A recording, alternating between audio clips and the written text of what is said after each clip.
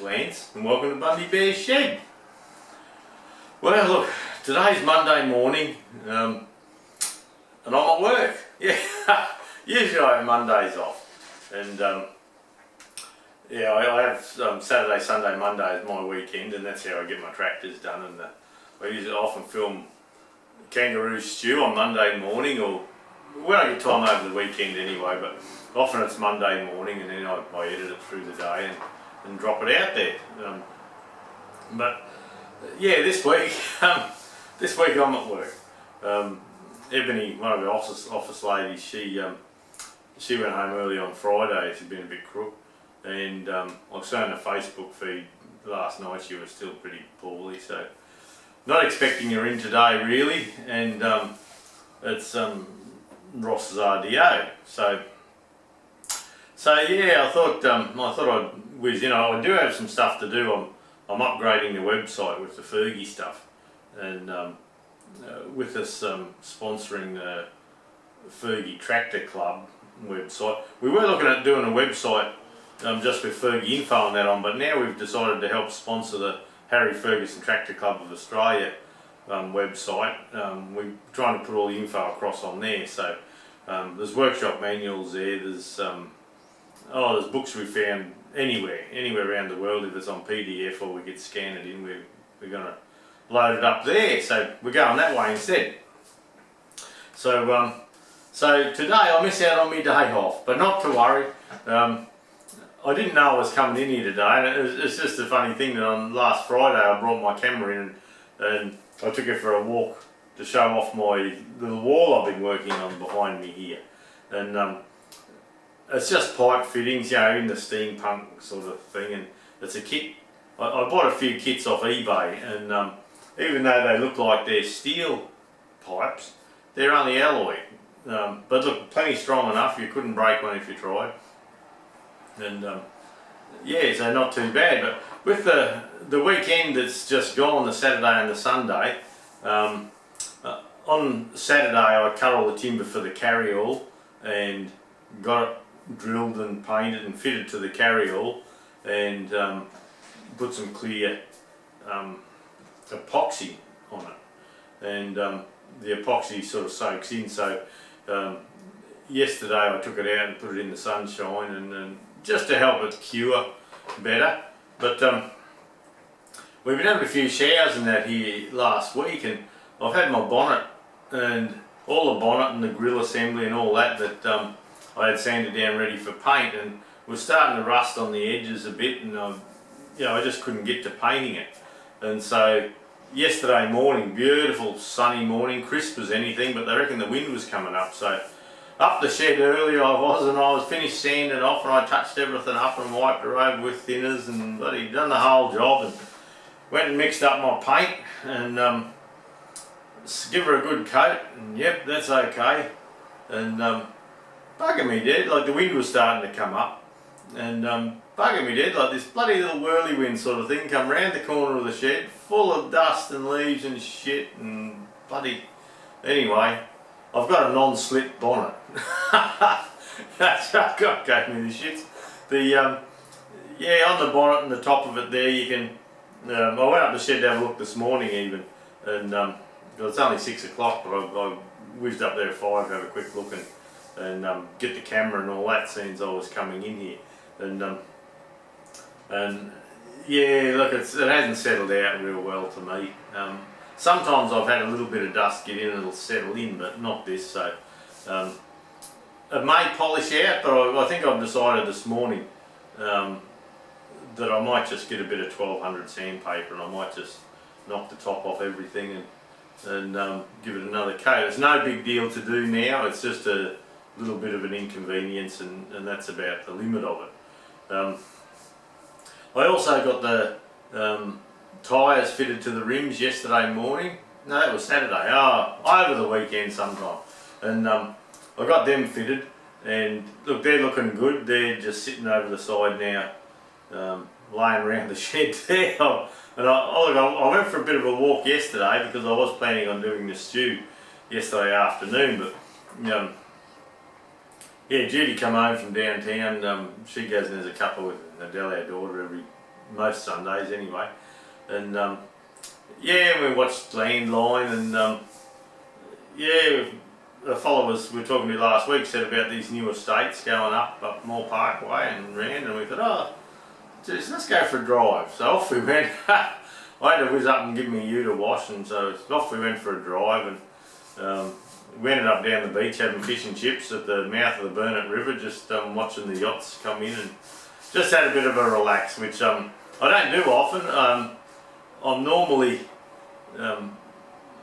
yeah, once I got a bee in my bonnet about something, I'm going with it, and I work along and do long hours on it and work hard and get them nice. But yesterday I couldn't do anything with the bonnet, and I felt like fiddling with the bloody thing, but lucky I didn't. So we went for an afternoon away. So I was planning on doing a steering box on the gold one, but that might have to wait.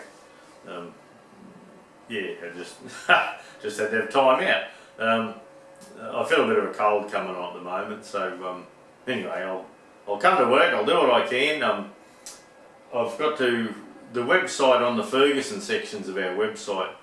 We just had Ferguson for the T20s, FE35s and that, then we had Massey Ferguson down in another section, so I'm just working on the Ferguson section at the moment, and we're trying to make it complete. We've had people buy parts off us and ring up and say, I can't see such and such on your website, and it's probably not on there, so I'll come and do a little bit of that if we can. And but look, it's lovely weather at the moment. Like 11 degrees it got to yesterday. I didn't give you the weather report. 11 degrees at the start, and about 24, 25 degrees C through the day. So yeah, lovely winter days. But yesterday, God, that bloody wind would have blew the dog off the chain. It just blew its ass off. Yeah, when we're sitting down there, sitting down at Burnett Heads there having fish and chips, it was calm as one thing, you know. As the tide turned, it sort of calmed down. There was hardly a breeze. So yeah, that's how it works, isn't it? Give you the shits. But I just jumped on the scales this morning, so I'm 110.5 roughly kilos. So I don't know what that is in pounds. I haven't worked it out this morning. But yeah, so that's another probably a kilo away for the week, maybe. Yeah, it's something like that. I usually weigh myself, and I keep a note on my phone, and I can go back and just follow my trip, I suppose. Yeah. That's not the word I'm looking for, but anyway, I can go back and backtrack and see how I've travelled with it also. So yeah, 110.45 or something like that this morning, so 110.5 we'll call it. And so that's okay. Even with fish and chips yesterday I didn't blow up, but like I said before, I did feel a bit of a cold flu-y thing coming on, because it's, the kids that had it. The little grandson was in hospital the other night with a bit of a respiratory thing, and yeah, the young bloke's been crook, and everyone around me's been crook, and I'm thinking, geez, I'm doing great here. I'm fit as a fiddle, but now I think it's catching me. So yeah, so anyway, we'll come into work. I had 3 nice big glasses of rum last night. Oh, lovely. Mrs. reckons she could smell it on my breath this morning. But anyway, it was nice. Look, it was only half a bottle, and yeah, just poured on ice. No mixes that make you fat, no sugar and shit like that. Just a nice, it's distiller's blend from Bundy rum, and oh, it's good gear. Mother's milk. But anyway, I had a couple of them. Just Dr. Lance said that a few of them had helped ward away the colds and flu. So, and they didn't, the bastard. I think it's a dud bottle. I probably should go and get some more. And yeah, the next bottle might work a bit better. Who knows? Next weekend up near Turkey Beach there's a tractor show thing. I'm not going up there, but the weekend after at the silo complex at Biloela, there's the Queensland Heritage Rally, and it's a great rally for vintage machinery. Like, everyone comes from all around Queensland, you know, way up Urberton, Cairns, Mackay, Pioneer Valley, all that sort of thing. All of southeast Queensland. People come from miles around. 1 year in Australia you have the NHMA, which is National Historic Machinery Association Rally, and then in the middle year, every second year, we have the Queensland Heritage Rally.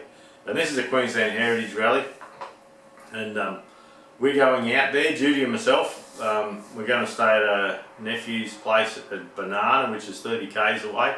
We're not displaying machinery, but we're going to be there all day Saturday, wandering around talking to our mates and having a yarn. So keep an eye out if that's your thing and you'd like to go to Billawheeler on the weekend of the, I think it's the 20th. Where's my calendar? Yeah, 21st, Saturday the 21st of July.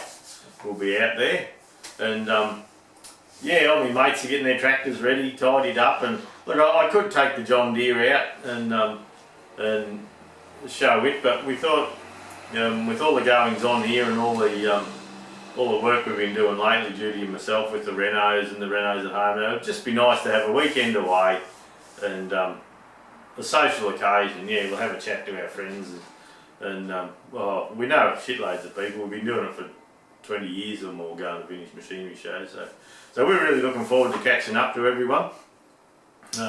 Nephew Ray and his Mrs. Shireen, they haven't been to a machinery show like this much, and they're out in that area now, so we're going to take them with us, and yeah, we might chuck him on a tractor. He knows how to drive tractors and that, and chuck him on a tractor and go on the Grand Parade, or who knows.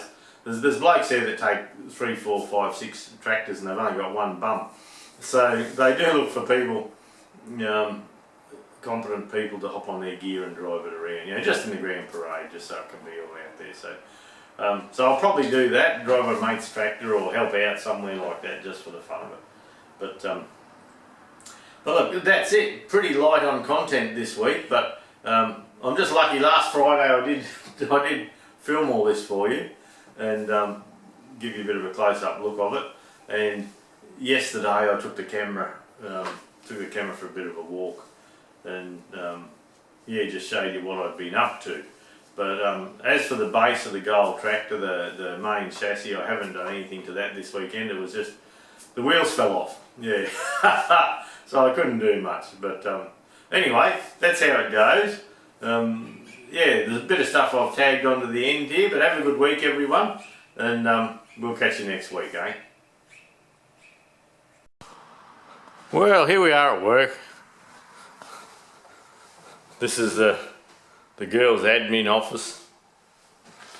But the reason of this video is just to give you an update on my office. This is where I spend my day.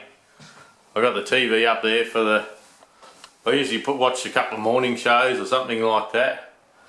I've got a calendar with, that's a TO20 from America. We don't have them in Australia, but a TO35, I'm sorry. I'll see if I can get rid of the glare. And yeah, nice tractor. There's the glare gone. Very similar to the 35 we're doing up, but you notice there's a split in the grill here, and it has the TE20 grill in it. So it's a different grill to ours, but anyway, similar looking tractor roughly. But anyway, getting back on track, we come around. I've got the Bearco calendar. That's got the old vintage tractors on it. Yeah, Minneapolis Moline, bloody McCormick's, old Vickers. There's the calendar. I don't look at the calendar much. I just got them for the photos, really, for the pictures. But this is what I've been putting a bit of time into lately, is my back wall. And the back wall, I've gone for like a steampunk look, and with the steampunk look, that's a concrete wall, and we've got the flat pipe fittings along the back there, and the pipe fittings that hold the shelves apart as well.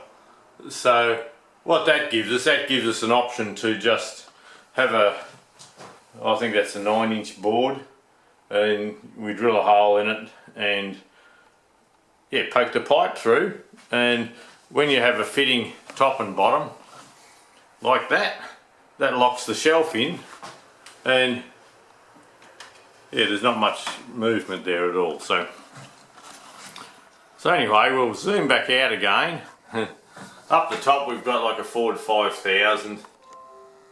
That's a little model. I've had these models tucked away for some time, and I've been waiting for an opportunity to do this to do them. Then we have a Fergie T20 with a banana loader, and then there's the full accessories brochure behind it there, and that's the brochure with all the that's the brochure with all the accessories that you could buy with a Fergie. And we have an E27N Ferguson roadless. Now this is a nice little tractor. It's a 135 industrial. Then we have a Fergie tin sign at the back of a Fergie 35. That's a puzzle, tractor puzzle, a wooden one my sister gave me one time. Yeah, I don't play with it much. Niece and nephew gave me the little John Deere there, with the loader, and the winch works on that. I've brought that in for the grandkids to play with really. These other ones are too fragile. Now this is a big tractor, this one. This is a 1/8 scale, a TE20. It's quite a size, and we've got the Ferguson tin sign behind that once more. Then below that, a customer bought in this old workshop manual, Ferguson workshop manual, and gave to me because they knew I was a bit keen on me Fergies. And here's a little TE20, a 16th scale TE20. Then on the side there we've got, you know, Ferguson books on, you know, Ferguson advertising, and Ferguson implements and accessories and things like that. Then next door to that we have a little Farmall B with a Farmall sign behind it, and you know, tractor data handbooks, and a row crop Ferguson. That's a little gold and grey. That's a little tractor we've matched the paint on for the new one, and that was the original, a copy of the original advertising sign for the 35. I've got a little Fergie set, the little pair, the 70th anniversary set there. That's what Gordon Perry won the competition, and he'll be sitting one of them up there somewhere, proud as punch. Now,